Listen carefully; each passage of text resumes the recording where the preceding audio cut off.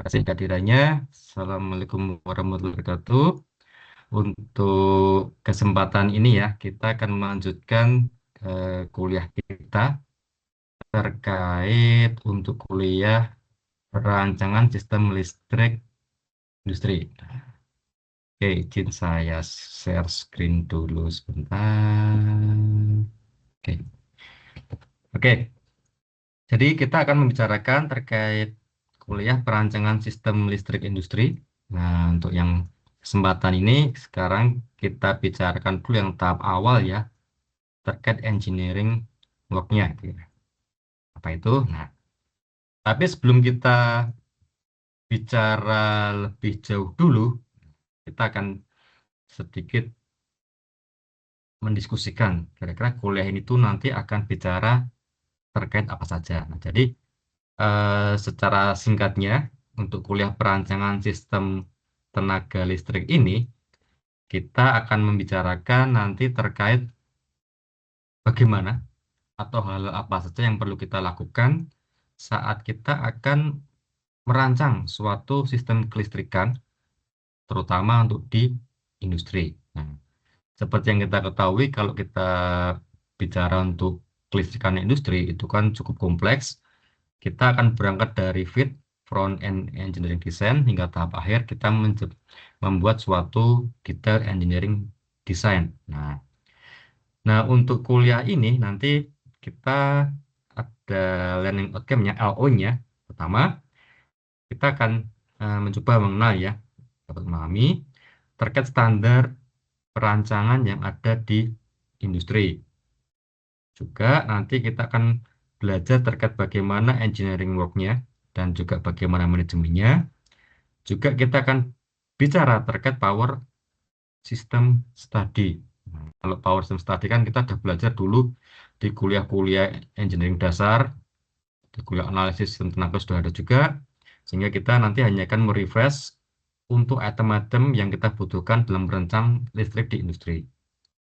Ketiga, yang terakhir, kita akan belajar terkait bagaimana kita bikin spesifikasi, lalu bagaimana kita menyeleksi material yang akan kita gunakan untuk komponen, dan terakhir bagaimana kita akan melakukan estimasi biayanya. Oke. Lalu materi utama kita terkait bicara engineering work-nya, lalu studi sistem tenaga, bagaimana kita membuat drawing, dan juga bagaimana kita membuat engineering development. Nah, untuk sistem belajarnya kita karena untuk teori kita sudah pernah dapat ya di kelas terdahulu, jadi kita hanya akan refresh saja ya teori dan standar.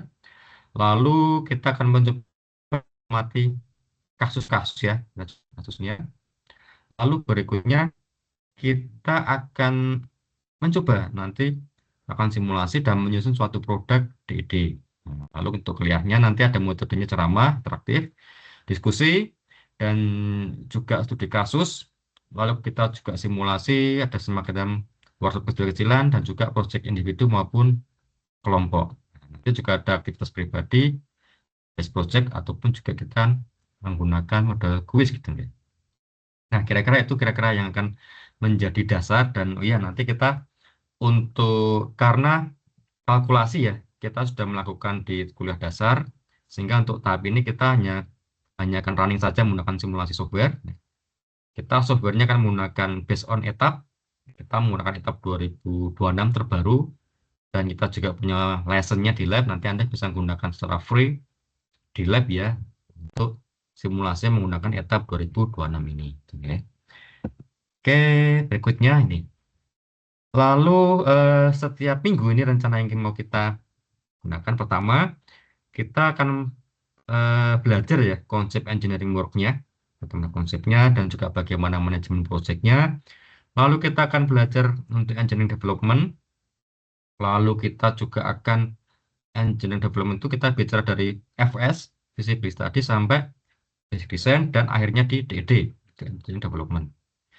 Lalu berikutnya kita akan bicara non electrical drawing. Nah, karena mau tidak mau ya, kita juga akan nanti beririsan dengan teman-teman dari bidang lain, sehingga nanti terkait PFD, proses flow diagram, PNID, piping, instrumentation diagram, dan juga plan layout, kita juga akan belajar. Meskipun tidak detail, tapi yang penting kita sebagai orang elektrik ini bisa membaca dan juga bisa memfollow up apa-apa yang sudah dibuat, diisyaratkan di PNID ataupun PFD-nya. Lalu kita akan menyusun desain filosofi. Nah, jadi basic standar itu apa saja. Nah, standar itu nanti akan masuk di desain filosofi ini. Jadi istilahnya kita mau membuat sesuatu, kita harus tahu standarnya apa, yang kita inginkan itu apa, itu harus kita tuangkan di desain filosofi. Lalu setelah itu kita akan buat simulasi ya dengan power system study. Jadi kalau kita dulu mengenal ada load flow, short circuit, lalu stability, transient, dalam perancangan sistem listrik industri itu semua blended dalam istilah power system study. Nah, lalu kita juga karena ada aspek safety kita saat kita merancang, kita kan belajar juga nanti arc flash. Nah, arc flash ini ada kepanjangan tangan dari short circuit. Lalu juga kita akan belajar untuk koordinasi proteksi, stability, tapi hanya untuk implementasi untuk aspek sizing ya. Jadi kita tidak belajar terlalu basicnya, karena itu kan sudah pernah ada ya di kuliah dinamika dan stabilitas. Kita hanya bagaimana menggunakannya untuk perancang. Lalu kita ada OTS juga, lalu eh, kita akan proteksi instalasinya istilahnya. Jadi nanti akan menyusun bagian lightning dan juga bagaimana groundingnya akan kita rancang untuk suatu industri. Juga kita akan merancang untuk emergency system. Jadi dari item-item itu kita blended menjadi suatu rancangan utuh untuk selanjutnya nanti kita deliver sebagai DED. Lalu juga kita akan merancang switch gear dan MCC, motor control center, kabel dan busbar. Juga nanti semua akan kita bungkus menjadi detail design, include drawingnya, dan juga di material take off-nya. Artinya apa yang kita kalkulasikan, kita rencanakan harus dapat kita wujudkan dalam suatu bentuk barang atau material. Dalam material take off itu nanti. Oke. Lalu next. Nah, nanti literatur yang kita gunakan, kita menggunakan ini Watermeyer. Ini sebenarnya buku-buku dari teman proses, tapi kita perlu tahu karena kita kan hanya mengeksekusi apa yang dikerjakan teman proses, sehingga kita tahu apa yang mereka pikirkan gitu. Lalu juga kita menggunakan bukunya Industrial Power System dari CFKN dan juga buku yang cukup bagus dari Schneider Electric ini, Electrical Installation Guide-nya di 2018 ini. Oke. Untuk standar, kita akan refer ke standar IEEE. Itu beberapa standar baru yang akan kita refer. Nah, Anda juga bisa mengakses ya di Expoxy UGM, bisa mengakses. Nanti kita akan juga belajar bersama bagaimana memanfaatkan standar untuk mendesain. Oke, untuk pertama kita singkat dulu kita bicara terkait konsep engineering work-nya itu ya. Oke, di sini sambil kita ambil contoh kasus ya kan. Jadi saat maaf saat kita mendesain untuk di project engineering ini, tentu kita harus beririsan dengan teman-teman bidang lain. Contoh ini sederhana ya, beberapa kegagalan ya perancangan. Contoh pertama, kita memasang suatu pole untuk lampu ya, tapi di depan pintu. Tentu ini akan mengganggu akses pintu, jadi antara arsitektur dengan electrical MEP ada crash di sini. Ini contoh yang kegagalan karena tidak ada koordinasi yang bagus. Berikutnya, contoh terkait CCTV ini sudah kita letakkan CCTV, tetapi signage dari teman-teman arsitek ternyata nggak pas letaknya, sehingga nggak berfungsi. Nah, contohnya juga yang tentang ducting, ternyata menabrak dari pilar, dari betonnya. Dan juga contoh pemasangan panel yang cross dengan kabinet. Nah, ini contoh beberapa kalau kita tidak melaksanakan engineering work itu dengan benar. Kan ada crash, seperti itu, sehingga apa yang kita rancang itu jadi tidak baik. Gitu. Sehingga jika kita bungkus, kita ada beberapa tahapan dari awal sampai akhir, yaitu dari tujuan yang jelas sampai commissioning, kita harus terintegrasi Artinya dari antar subbidang kita harus pas sehingga tidak ada yang saling bertabrakan seperti yang tadi beberapa contoh di gambar itu. Nah, sehingga jika misal kita bungkus secara utuh, nah kita sebagai konsep dasar kita akan punya awal kita punya desain kriteria. Nah, lalu ada juga cross dengan dokumentasi desain. Nah, di sini nanti harus kita bungkus ada item dokumen kontrol yang jelas, ada nanti juga construction interface-nya. Kita harus jelas drawing apa yang kita deliver kepada bidang lain dan apa yang harus kita buat harus jelas clear, ya kan? Juga harus jelas nanti bagaimana controlling untuk biaya dan juga penjadwalannya, termasuk nanti bagaimana quality assurance-nya, dan yang paling juga vital, bagaimana kita bisa ada interfacing dengan aspek procurement. Karena kita mendesain, kita perlu pesan barang, kita harus pas. Jangan sampai kita meleset atau nggak pas dengan time yang sudah kita tentukan. Nah, lalu contoh ini sequence jual pekerjaan, kita punya delivery utama, awal dari planning sampai terakhir dari konstruksi sampai ke operasinya. Harus terbungkus utuh, jelas, sehingga tidak ada nanti ya, ada hal yang saling ada crash seperti tadi ya, di gambar-gambar tadi. Nah, ini contoh tipikal, contoh saja yang saya ambil dari bukunya Dr. Meyer. Jadi di awal, kalau yang perlu kita cermati adalah posisi kita.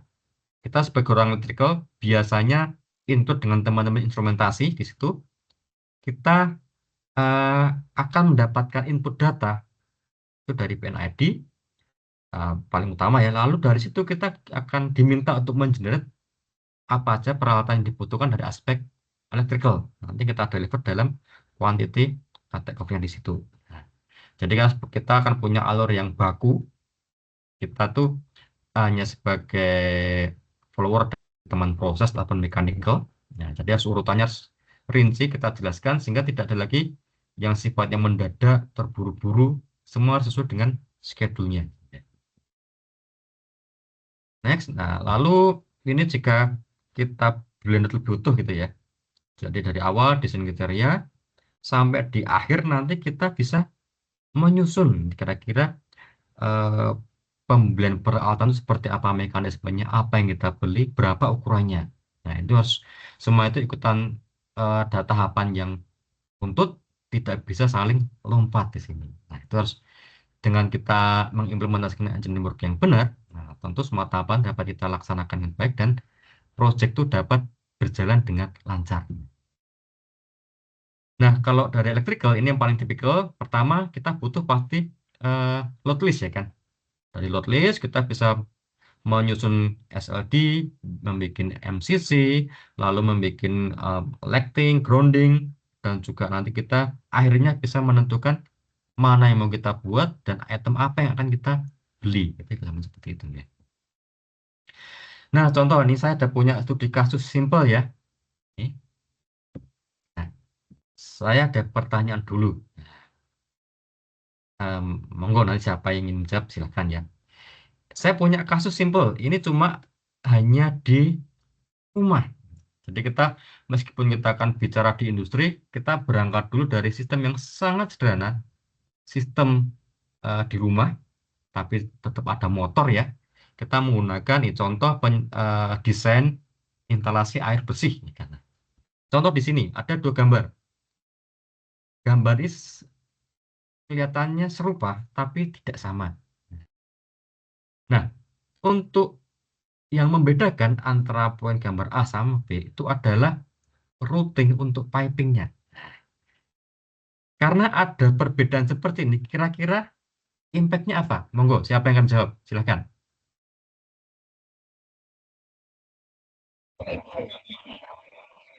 Izin Pak, izin jawab Pak. Oke, siapa? Monggo, silahkan Mas. Izin menjawab. Jadi mungkin yang akan terjadi ketika kita mendesain sebuah alternatif routing yang berbeda, tentunya jalur dan juga panjang titiknya bakal berbeda pada setiap skenario. Nah, itu akan mempengaruhi jumlah titik atau elbow yang kita gunakan dan tentunya juga support dan akselerasi yang aksesoris yang kita gunakan, sehingga pada akhirnya MTO-nya juga terlalu. Jadi mungkin untuk mendapatkan MTO yang sesuai itu harus difinalisasi tim paling baik untuk tim terkoordinasi.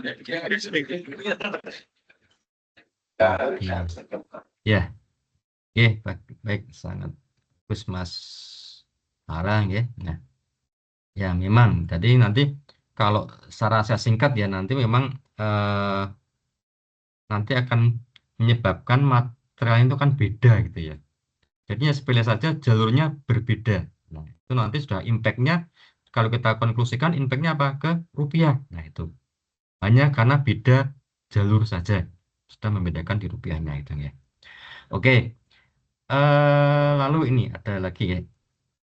Sekarang kalau saya punya ini, di sini saya hanya merubah untuk letak dan jenis pompa. Gambar A saya menggunakan pompa sentrifugal yang saya letakkan di bawah bak. Sedangkan yang di gambar B saya menggunakan pompa submersible. Kira-kira impact-nya apa? Monggo siapa yang menjawab? Izin Pak, mungkin saya izin menjawab untuk pertanyaan ini. Ya, silakan Mas.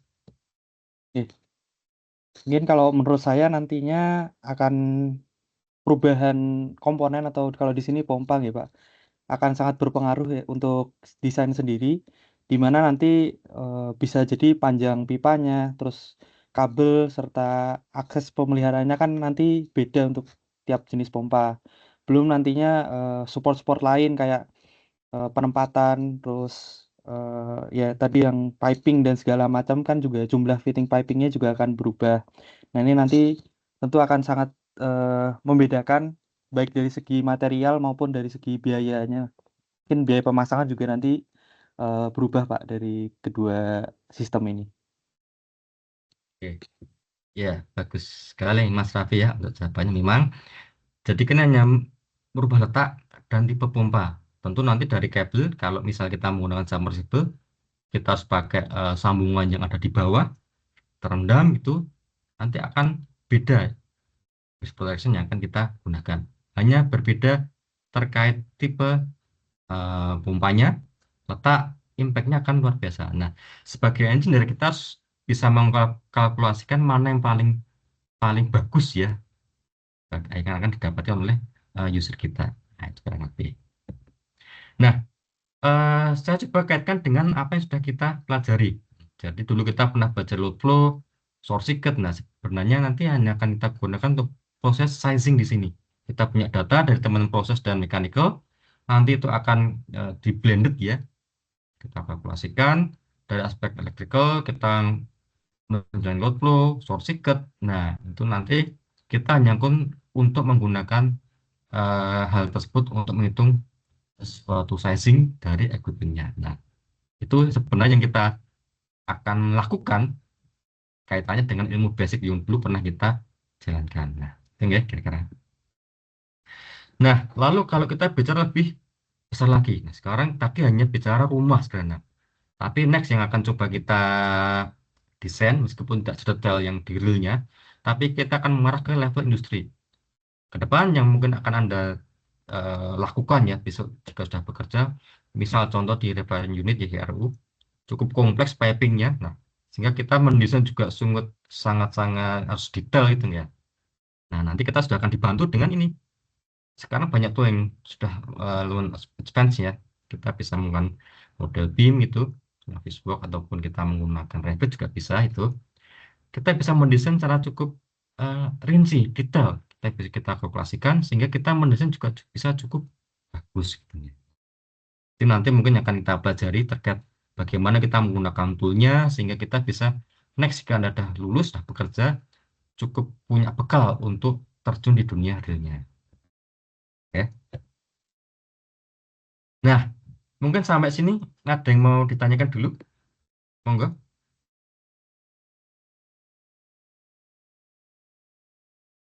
Mungkin izin bertanya Pak. Ya, silahkan. Kalau dilihat di sini kan beberapa tadi menjelaskan aplikasi-aplikasi tertentu yang sudah umum ya Pak. Hmm. Nah itu nantinya misal tadi di awal ada etap 2026. Nah di sini kan ada juga Dig Silent kalau untuk eh, desain juga desain seperti etap juga.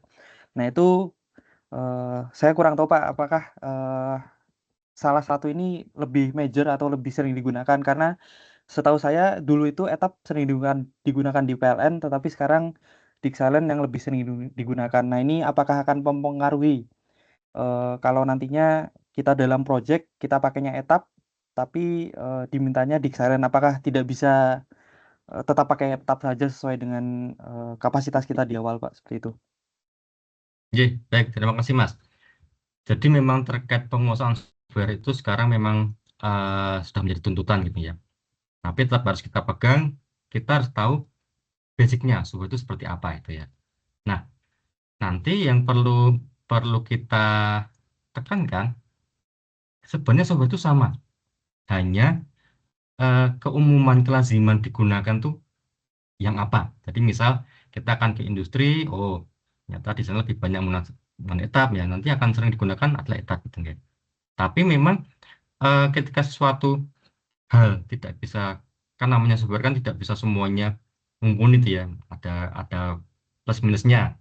Misalnya di etap yang tidak bisa, bisnya di Dixelan ya kita akan switch ke Dixelan gitu ya. Tapi at least paling enggak Anda harus bisa menguasai satu software. Nah, sehingga saat besok Anda dalam tanda petik terpaksa untuk pindah switch ke satu platform ke platform lain itu Anda tidak akan kesulitan. Sebenarnya ada lagi, ada Neplan itu juga ada lagi itu, juga ada PSSE itu ya. Tetapi memang prinsip sama, hanya itu keumuman mana yang lebih sering digunakan saja. Dan yang perlu kita catat namanya keumuman itu bisa bisa suatu saat akan berubah gitu ya. Misal sekarang lebih sering pakai etap, tapi suatu ketika mungkin akan ganti dengan produk lain, bisa juga itu ya. Nah, jadi kita paling tidak tahu satu itu, kita cukup proven. Nah, sehingga bila suatu ketika kita switch, kita juga tidak akan kesulitan. Oke. Jadi untuk di sini saya coba mengenal dengan etap, karena kita punya lessennya juga. Dan karena saya kan menggunakan Revit ya, gitu. Nanti Revit Anda bisa punya lesson di start, Revit Basic Student kan ada, itu kita bisa berinteraksi datanya itu. Ya. Dan ini coba nanti kita kembangkan menggunakan etap ini. Ya. Kira-kira gitu Mas. Ya. Oke, baik Pak, terima kasih. Oke, lalu ini ya, untuk berikutnya, untuk awal, karena ini kan sudah kuliah untuk praktikal ya, sehingga nanti kita akan lebih banyak untuk praktek gitu ya. Untuk kalkulasi, Anda sudah belajar di kuliah dasar, sudah sangat mumpuni, kuliah AST, analisis sistem tenaga sudah sangat detail, Anda bisa load flow, source circuit. Sekarang hanya tinggal kita mengimplementasikan apa yang sudah kita pelajari itu kira-kira itu untuk apa. Nah, disinilah di saat ini di kuliah perancangan sistem tenaga listrik itu akan kita gunakan. Nah, jadi nanti kita akan banyak berinteraksi. Contoh tugas pertama ya ini, nanti tolong kita mendesain ya. Kita berangkat dari yang sangat sederhana dulu, dan itu pasti besok akan Anda temui. Suatu ketika Anda akan membangun rumah kan, bentar lagi Anda lulus bekerja membangun rumah. Tentu Anda akan menyusun atau mendesain utilitas untuk di rumah Anda. Nah, ini yang paling simpel dulu kita dari rumah. Next, untuk next project-nya kita akan bicara baru di industri. Jadi nanti Anda tugas pertama mendesain sistem utilitas rumah. Anda silahkan menggambar rumah Anda dalam AutoCAD Revit ya. Nanti silahkan registrasi versi studentnya. Silahkan Anda desain, menggambar rumah Anda sekaligus baca Revit. Lalu tentukan sistem Anda, bagaimana letak sumurnya, letak air bersihnya, lalu bagaimana pompanya, bagaimana penggunaan airnya, berapa volume yang dibutuhkan untuk airnya, silahkan Anda hitung. Lalu karena kita berangkat dari electrical, nah kita nanti lebih fokus bagaimana kita mengkalkulasi untuk aspek elektrikalnya. yaitu kita bagaimana menyusun kabel routingnya, lalu kabel sizingnya, kita hitung juga susutnya, lalu drop tegangan, dan instrumentasi sederhananya. Sehingga kan kalau kita itu bak air yang konvensional kan kalau penuh airnya itu meluap gitu kan. Tapi kita bisa menggunakan water level controlnya. Sangat simpel dengan WLC, multimeter kompron itu. Nah, tapi silakan desain secara sederhana. Kira-kira seperti apa instrumentasi sangat simpelnya untuk bak penampung air kita. Sehingga saat air penuh langsung off pompanya, saat air sudah mulai habis pompanya. Nah, sangat simpel ya. Tapi ini sebagai dasar awalan saat kita besok akan masuk ke industri yang lebih kompleks instrumentasinya. Nah, seperti biasa, kita submit di Elok ya, di LMS. Ada time limitnya, hati-hati diperhatikan. Jadi begitu melewati batas, link submit sudah hilang gitu ya. Sehingga nilai juga jelas Anda nggak bisa submit ya, nol ya kan. Kita coba merefer apa yang ada di proses lelang itu kan. Time limit melepas, udah hilang itu. Nah, yang dikumpul nanti film native Revit-nya, PDF floating-nya,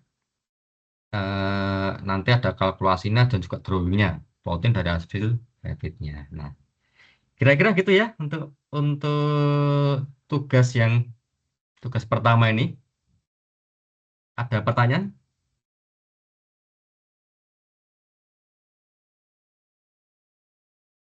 Oke, sudah clear ya untuk tugasnya. Oke.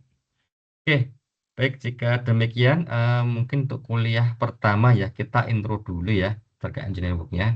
Next minggu depan kita coba masuk lebih detail. Kita coba bicarakan aspek manajemen project-nya untuk perancangan sistem listrik industri. Jadi di awal kita bicara helikopter view dulu, scope globalnya. Setelah itu kita baru detail step by step perhariannya akan kita bicarakan ya. Oke, kira-kira demikian ya untuk yang dapat kita diskusikan. Nah, nanti mungkin ini teman-teman sekalian ada satu poin penting yang di awal perlu kita pegang dulu ya di sini. Jadinya nanti untuk pelaksanaan kuliah kita akan banyak nanti tugas ya. Tugas itu ada yang individu, ada juga yang kelompok. Nah, sehingga nanti di tugas kelompok ini ada pesan tersembunyi yang dapat juga Anda rasakan nanti, yaitu bagaimana kita bisa bekerja sama dalam tim. Nah, jadi kita tidak hanya teoretikal saja, tapi kita juga nanti bisa belajar secara komprehensif gitu ya terkait apa-apa yang akan kita pelajari di kuliah ini, baik teoretikal, praktek dan juga kerja timnya dan juga manajemennya. Ya, kira-kira gitu nggak? Kalau sudah tidak ada pertanyaan untuk kuliahnya, saya akhiri dulu ya. Terima kasih atas kehadirannya. Saya akhiri. Assalamualaikum warahmatullahi wabarakatuh. Waalaikumsalam warahmatullahi wabarakatuh. Waalaikumsalam warahmatullahi Terima kasih, Pak. wabarakatuh. Terima kasih, Pak. Sami-sami.